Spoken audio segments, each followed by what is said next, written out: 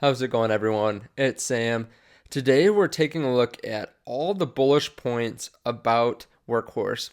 And I know this is kind of a big undertaking because I have made a lot of videos on Workhorse in the past, but I want to go through every single bullet point because it's really easy to forget all the bullish things that we have going for this company. And right now, it's just people making video after video, and it's hard to keep track of everything.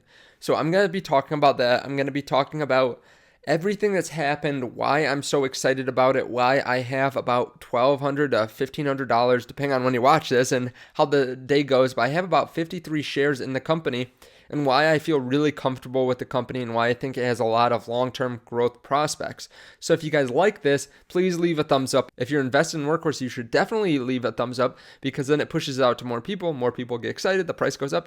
I'm not trying to do anything sketchy with the company, but the more people that know about a company, usually the more it goes up.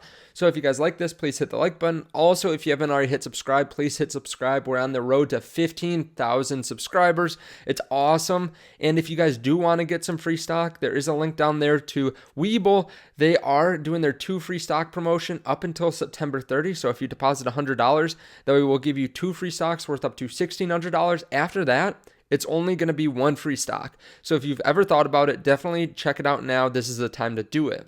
So Workhorse has been up on a massive tear this year from about $1.60, $1.70, all the way up over 1,400% up on the year. I have a cost basis right around 1963, so I'm up significantly on my position, about 30%, but I've been investing more from about $16 a share all the way up. I feel really bullish about the company, but again, like I said, it's hard to remember everything that we have going for us. So I'm going to go through about 17 bullish points, and this is going to be a pretty extensive look. I'm just going to mention it, talk about why it's important, and then move on to the next one because I don't want to hold you here for 30 minutes or anything. But this is going to be really important for you to stay through to the end just to make sure that you remember everything and be able to form your own hypothesis, your own strategy around the stock. So first of all, we started with the fact that we might get this USPS deal. So there's about a $6.3 billion contract. And we were one of the 4 companies in the running for this massive contract. And we were a pretty small company at the time. I mean, $2 a share, $3 a share. So we were about a tenth the size that we are now. So just about a $300 million company. And we we're going to be able to possibly get a majority or at least a part of this contract. And the reason we were so excited for this USPS contract and why we thought we were going to get a good portion of it is because of their technology. From their investor deck, you can see that there's about $170,000 savings for these vehicles versus gas-powered vehicles. And part of that is the fact that the maintenance is so much lower. Part of it is that the fuel is so much lower. They're saying that they can cut from $1 a mile to about 36 cents a mile. There's also, better health for their employees, not having to breathe in all those fumes all the time. So it starts at a higher price point, but it can actually save money. And over the long term, it's a much better option. Now, at the time, there was only one EV vehicle that was actually in the running for this bid. Now there's some news that one of the companies might have an electric vehicle, but Workhorse is really the leader in this electric vehicle for this bid. Now, from there, there was some news, but really we were banking on that contract. That's what we were really looking for. But then we got some news that we got HVIP eligibility from California Air Sources Board or Resources Board. So what's this mean? It means that we were actually endorsed for having a zero emission vehicle.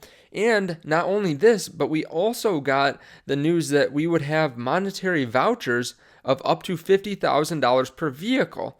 So this really helps cut down on some costs, especially out in California, if vehicles are actually bought, that these companies could get some vouchers, write off some taxes, have some good tax incentives on these vehicles, and it could really bring down the cost because this is going to be a slightly more expensive version of what they have in the ICE truck. So this is going to be about 50,000, possibly 55 or something like that, while the rest of the vehicles are going to be maybe just about 35,000. So we got this news that we were eligible for this California Air Resources Board award. And soon thereafter, we actually got news that the company that they work with, so this isn't going to be a smooth transition, but it's kind of how it progressed over time. We got news that Lordstown Motors, who Workhorse has a 10% stake in, is going to be bought by Diamond Peak Holdings in a SPAC merger. So this would value them pretty significantly at the time, about $1.6 billion, and Workhorse owns about 10%. So they would have about $160 million worth in this company. So this gave a little extra, a little diversification. So their income and their growth potential is not just tied to Workhorse, but also tied to this other EV company. So we got news of this. It sent the stock up 23% that day. So this has been great for them, being able to work with Lordstown. From there, actually soon thereafter, Mahindra dropped their bid for the USPS contract. So this brought us down to just 3 companies left in the running. They also said they're looking to split the contract. So they want to be able to split this $6.3 billion contract multiple ways, which some people didn't like, but in my mind, it just made me personally more bullish on the stock that would be able to lock down part of the contract. From there, the CFO was actually interviewed by Jack Spencer, so shout out to Jack Spencer, and he said that they aren't just looking at this contract, they're not just looking in the final mile delivery vehicle space, they're also looking at getting into refrigeration. They also have drones. So we knew about the drones, but we did not know that they were looking at refrigeration. So this opens up a whole new avenue, a whole new source of income for them if they're able to make electric refrigeration vehicles. Think about all the different companies that you know that need to ship their goods in cold vehicles. Think about all the grocery stores. This is something that could be a huge revenue stream for them. Now from there, we heard about the drones. We actually had some bad news on the drones, but it's all a growing process, right? So there were some issues with the drones, but those are a couple years out. But from there, we actually, before this, we had gotten news that they were in a partnership with Ryder. So Ryder is a company that leases out trucks to different companies. So they are able to pretty much show off their truck. They had a small order with them, but they're able to show off their truck and possibly gain some other business. So if some company really likes Workhorse, they really like the EV aspect of it, they can buy more vehicles from Workhorse. This is huge, right? So it's like free advertising. So from there, we got another partnership news. We got news that they were going to partner with Hitachi, which is a company out of Asia. They're going to help them increase their efficiency. So this was kind of big news because Hitachi doesn't just partner with anyone. They're really trying to increase their efficiency. So not only that, but then when the CFO was interviewed again by Jack Spencer, he said that Hitachi was really going to help them scale up to 10,000 vehicles a year. So what's this mean? Why is that number important? Because of the fact that at $50,000 a unit or a vehicle, $50,000 times 10,000 is about $500 million. So this is $500 million a year that they want to get up to. Well, the USPS contract is supposed to be over 6 years. So if they do $500 million over 6 years, that's $3 billion. That's half of the USPS contract. And he said that twice. So, maybe he's just trying to get up to the point where they could fulfill half the USPS contract, or maybe that was kind of a slip that he wasn't supposed to say that maybe they're looking at about half of the contract. But soon thereafter, we got news on their LinkedIn page that they were trying to hire about 200 different employees. Now, they only have about 118 employees, and they were looking for anything between engineers to people that worked on the line. They were looking at growing significantly, basically tripling their workforce. Now, why would they do this unless they got a big contract? That was what we all thought. So they are tripling their workforce. Now, not only that, but they have great short squeeze potential. So they are a highly shorted stock. A lot of people are taking bets against them because it's run up so much. They think if they don't get the USPS contract, it will fall. So if we actually get the contract, it will send the stock price up. Then the shorts will have to buy back in, which causes it to go up again, which causes more shorts to buy back in, and it keeps on going up. More retail investors are pushing up along the way because they're seeing it go up so much. This could cause a massive short squeeze and could send the stock price up 5 to 10 times what it is now. Now, I'm not a financial advisor, so do your own research on this, but they're about 20% shorted right now. Now, around this time too, Lordstown came out and said that their pre-orders for their EV truck were at about $2 billion. So they have $2 billion worth of pre-orders. Now, with pre-orders, you always have to consider some of these might not go through, but most of their vehicles are in fleets, most of their pre-orders are for these companies that want to buy 20, 30, 50, 100 trucks. So most of these companies won't just throw that out there and just lie about it or just cancel the order. A lot of them will actually go through and buy these vehicles.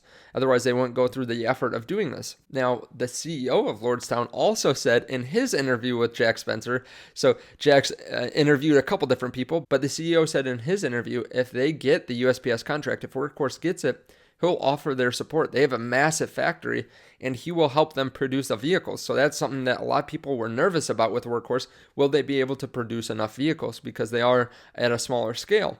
So that is something to be considered also. Now, not only that, but we also got news, and I know this is so much news to digest, that this might actually be an $8 billion contract. So they talked about $6.3 billion, but that was back years ago. With inflation, with the increased efficiency of these vehicles, with these vehicles also being able to save money, this might actually be a $8 billion contract instead of a $6.3. Now they're saying up to $20 billion. So they actually might have a bigger contract than that. So there's a lot of potential with the maintenance costs too. So that's what the $20 billion comes from. They're talking about maintenance over the long term. So this is continuously snowballed into a bigger contract, what people are saying. Now, they also came out just last week saying that there was about a 60% range improvement. So they went from 100 miles to 160 miles for range on their EV trucks. So this is amazing. This increases the range 60%. That's really good news. Now, the last thing is, throughout this whole time, one of the most innovative mutual fund companies, one of the best companies at determining young, hot stocks that can grow massively, ARK Invest, has been buying more and more shares. So ARK Invest has been buying into Tesla for a while, saying that they were going to go up massively. And no one believed that they were going to go up as much as they did, except for ARK. And they made out like bandits on it. They had a ton of money in Tesla, and now they're buying more and more Workhorse. So they've been buying the dips. They have now $18 million worth of Workhorse. One of the best investing companies for growth in the world is taking a pretty large bet on Workhorse. So they are taking a bet that they are going to be able to grow over time. And between all these different catalysts, we've seen the stock price go up.